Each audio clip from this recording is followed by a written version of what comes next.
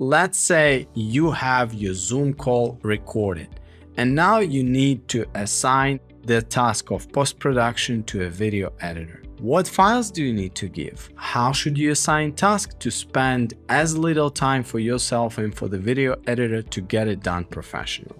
My name is Eugene. I'm a professional video editor, and that's what I do every day. I edit somebody else's Zoom call recording. So I'll tell you my perfect scenario of receiving a task from a customer.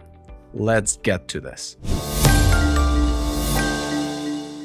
To make the long story short, here is what I'm gonna need from you.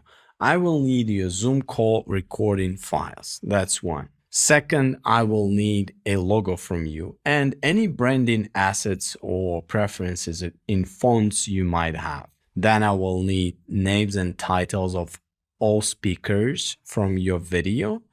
And obviously, you have to decide which platform will this go to. This will impact multiple things. And in case you want to remove large pieces of your Zoom call recording from the final video, I will expect you to provide time codes of those parts which you want to be deleted.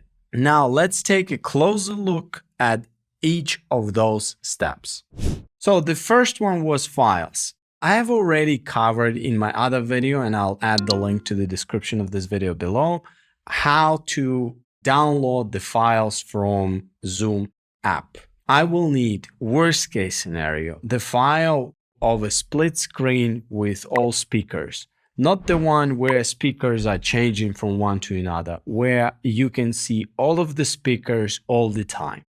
That's worst case scenario. Best case scenario, I would expect you to send me separate files of each participant, consolidated split screen video file, and separate video file for screen sharing recording if that took place during your Zoom call. If you want to learn how to do that, please check the video in the description of the video. Now let's talk about your logo.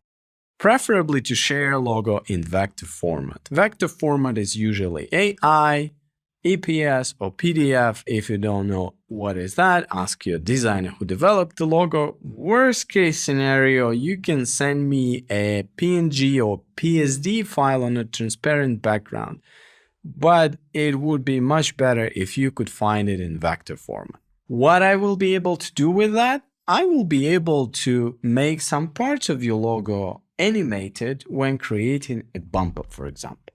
Now, branding guidelines. If you have any, feel free to share them. Having the color codes will help me to nail the design style of your video better and faster. If you don't have those, no worries.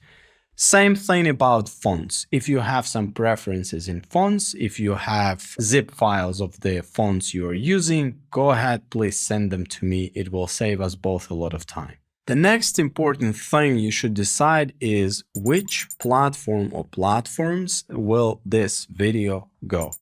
For example, the majority of my customers produce a long Zoom call recording video and they put it on their YouTube page. It has landscape resolution.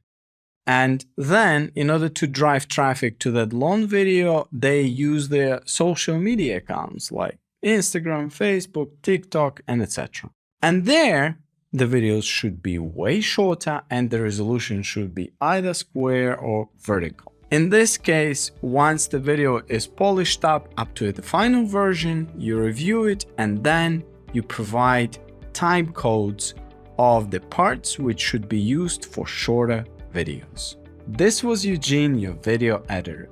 In case you are having a challenge preparing any of the items I've listed in this video, feel free to write questions in the comments to this video or just text me to my email, which I'll leave as a contact in the description of this video. Thanks for listening. Cheers.